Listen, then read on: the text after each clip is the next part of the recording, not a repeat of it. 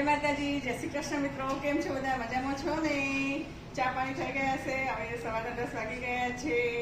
રસોઈનો time થઈ ગયો છે. તો આજે અમને કૃપા આ ચીમની લગાવેલી છે એમના ઘરમાં. તો ચીમની કેવી રીતના ચાલુ કરવી અને કેવી રીતના એનો ઉપયોગ કરવો એ મને શીખવાડે છે. તો મિત્રો તમે પણ મારી સાથે સાથે જોઈ લેજો.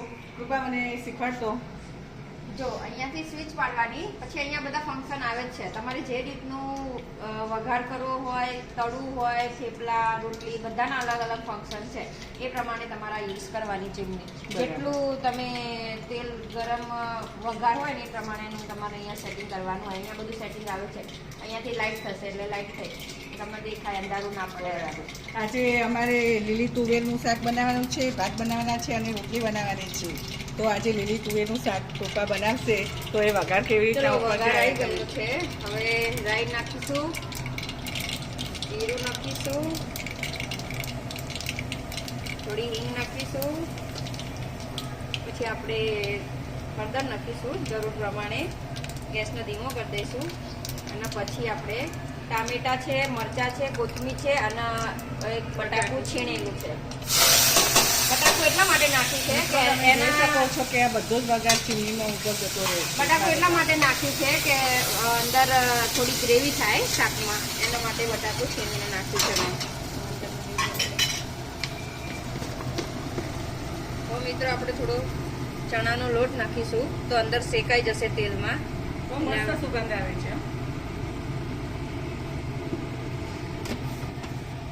રસો ઘટ્ટ કરવા આપણે ચણાનો લોટ નાખ્યો છે તેલમાં જ, એટલે તેલમાં શેકાઈ જાય. પાછળથી પાણીવાળું લોટવાળું પાણી કરીને નાખવું ના પડે.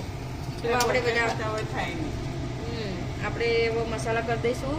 જરૂર પ્રમાણે મરચું નાખીશું, ધાણા જીરું નાખીશું, મીઠું નાખીશું, પછી થોડી ફેટ ગળપણ માટે થોડી ખાંડ નાખીશું. તો મિત્રો બધું હલાવી દઈશું. હા, રસાવાળું બનાવવાનું છે, ભાતમાં ખાવા માટે. બરાબર. એટલે આપણે ચણાનો લોટ એડ કર્યો અંદર. થોડી વાર ચડવા દઈશું મિત્રો. પછી અંદર એડ કરીશું. પછી એને બધું બરાબર મિક્સ કરીશું. મસાલો